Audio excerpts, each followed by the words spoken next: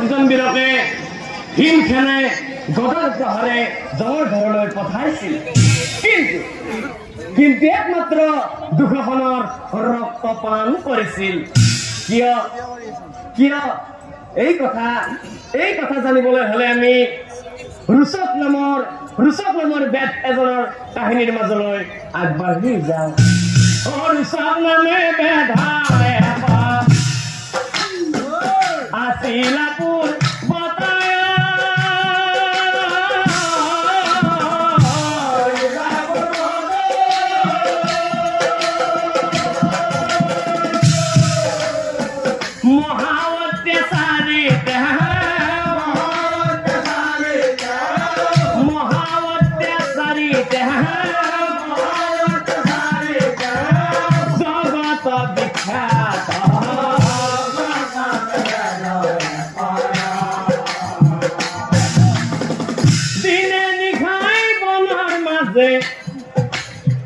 কৰিছিল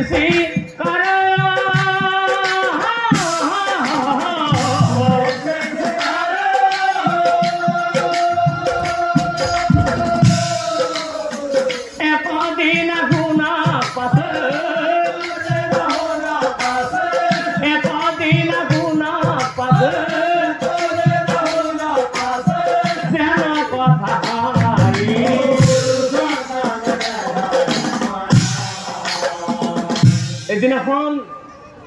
সেই ঋষভ বেধে চিকাৰলৈ বুলি বনৰ মাজে মাজে গৈ আছিল আৰু এখন বনৰ মাজত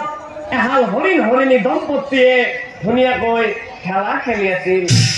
আৰু সিহঁত দিও দেখিবলৈ ইমানেই ধুনীয়া আছিল ইমানে ধুনীয়া চালে চকুৰোৱা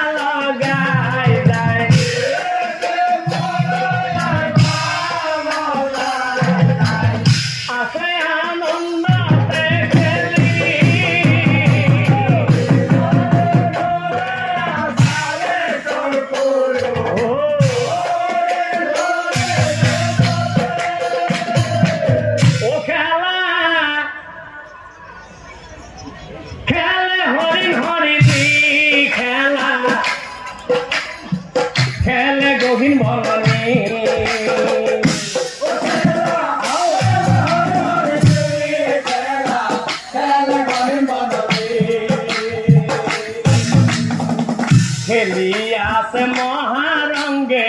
তৃণলতা বৃক্ষৰ সঙ্গে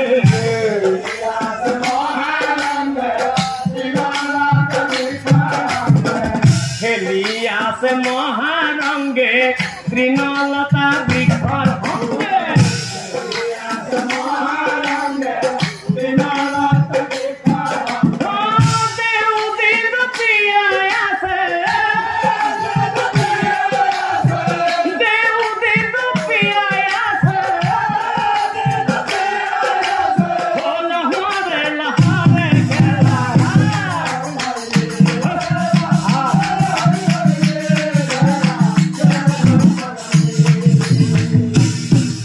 কিন্তু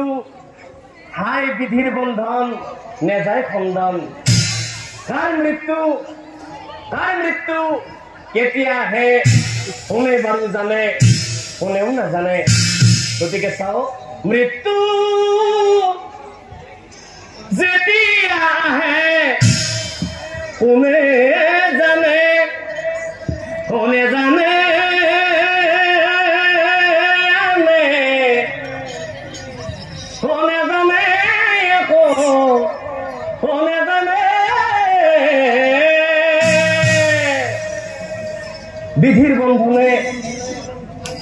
বিধিৰ বন্ধনে যিখন বনত সেই হৰিণীয়ে আনন্দেৰে নিৰ্ভয়ে খেল খেলি আছিল সেইদিনাখন সেই বাটে দিয়ে সেই ৰুচক বেধে সেই মনে দি যায় ৰুচক অৰণ্যলৈ যায় ৰুচক মৃগয়ালৈ যায়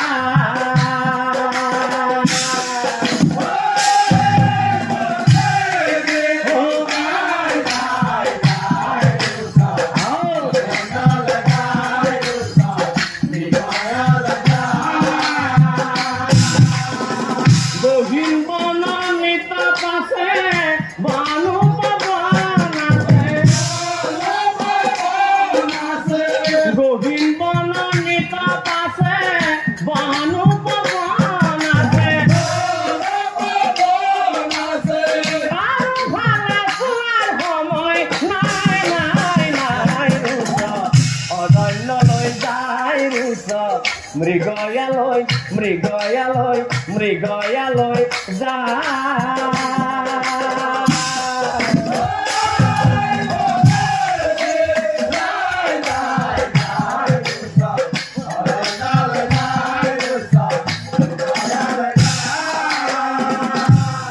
ইফাল সিফাল কৰি বেদ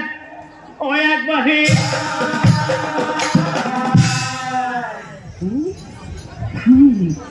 হঠাতে হৰিণমতি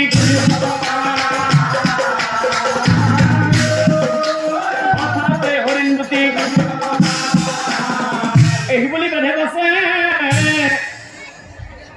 হল প্ৰহাৰীলা